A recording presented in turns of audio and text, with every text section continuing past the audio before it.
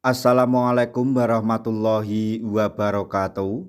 Masih bersama karduk.com.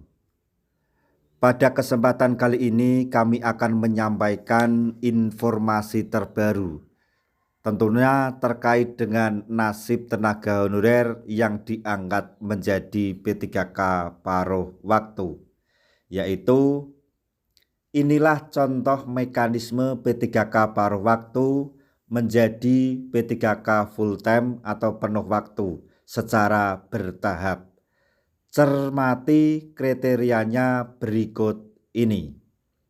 Tapi sebelum kami lanjutkan, bagi rekan-rekan yang baru menemukan channel ini, tekan like dan subscribe-nya, dan juga tekan lonceng notifikasinya supaya nanti bisa mengetahui informasi terbaru terkait dengan nasib tenaga honorer dan P3K paruh waktu tahun 2026. Sekarang mari kita simak dan cermati penjelasan yang ada di video ini.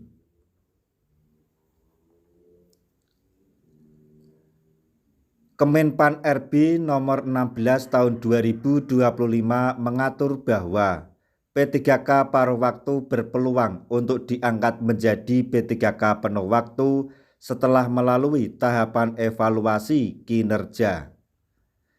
Disebutkan juga bahwa evaluasi kinerja P3K paruh waktu dilakukan setiap triwulan dan tahunan, yang hasilnya menjadi pertimbangan untuk perpanjangan kontrak atau pengangkatan menjadi P3K penuh waktu. Sejumlah daerah sudah memberikan sinyal bahwa pengangkatan P3K paruh waktu menjadi penuh waktu atau full time dilakukan secara bertahap. Hal ini lantaran jumlah P3K paruh waktu di hampir semua instansi pemerintah daerah lumayan banyak.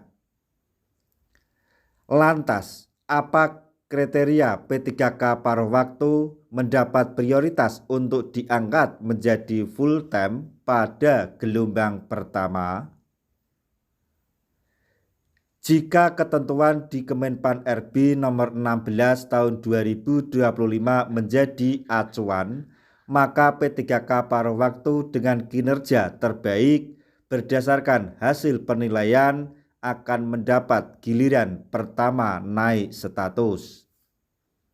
Namun, hingga saat ini belum ada regulasi yang mengatur secara mendetail mekanisme pengangkatan P3K paruh waktu menjadi P3K penuh waktu, termasuk kriteria yang bisa dijadikan rujukan. Pada sebuah grup WA honorer calon P3K, muncul beberapa pendapat mengenai kriteria P3K paruh waktu diangkat menjadi P3K full time. Ada yang mengusulkan pengangkatan urut berdasarkan usia. Dalam artinya, yang berusia paling tua mendapatkan prioritas pengangkatan. Selain itu, ada yang usul skala prioritas berdasarkan lamanya masa pengabdian yang dihitung sejak pertama kali bekerja sebagai honorer. Ada juga yang berpendapat sebaiknya pengangkatan menjadi P3K penuh waktu memakai sistem perangkingan nilai hasil tes P3K 2024. Dengan kata lain, peraih nilai tertinggi mendapat prioritas pertama untuk naik status menjadi P3K penuh waktu. Contoh mekanisme P3K paruh waktu naik status menjadi P3K full time. Nah, model perangkingan nilai tersebut sudah disampaikan Kepala Badan Kepegawaian dan Pembangunan Sumber Daya Manusia atau BKPSDM Kota Mataram Taufik Priyono. Dikatakan P3K paruh waktu yang sudah menerima SK pengangkatan dan punya nomor induk pegawai atau NIP berpeluang diangkat menjadi P3K penuh waktu. Menurutnya, itulah yang menjadi kelebihan P3K paruh waktu. Itulah yang menjadi kelebihan P3K paruh waktu setelah memiliki NIP dan SK, katanya di Mataram, Selasa 16 Desember 2025.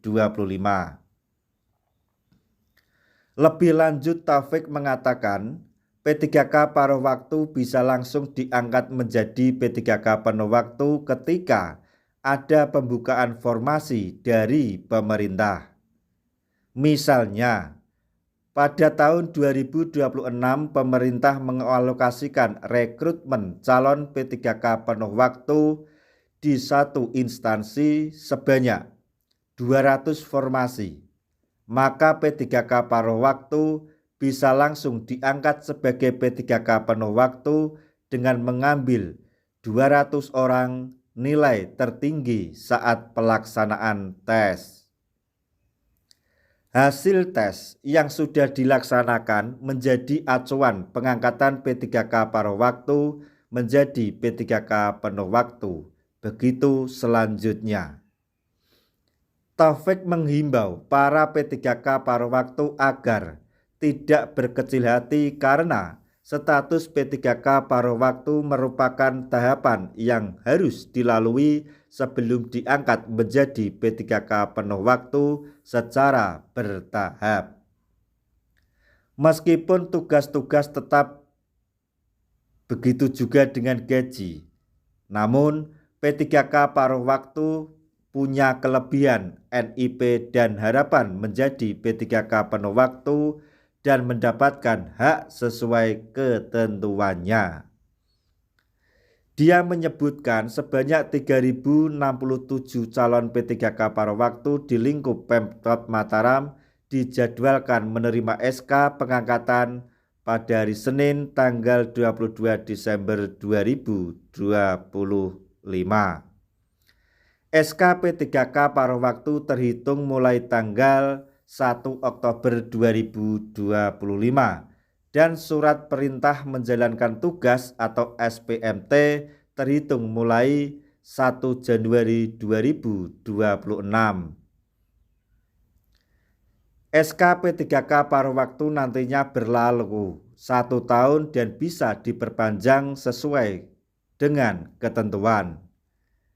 Ditegaskan juga kinerja P3K paruh waktu akan terus dipantau dan diawasi sebagai bahan pertimbangan perpanjangan SK di setiap tahunnya.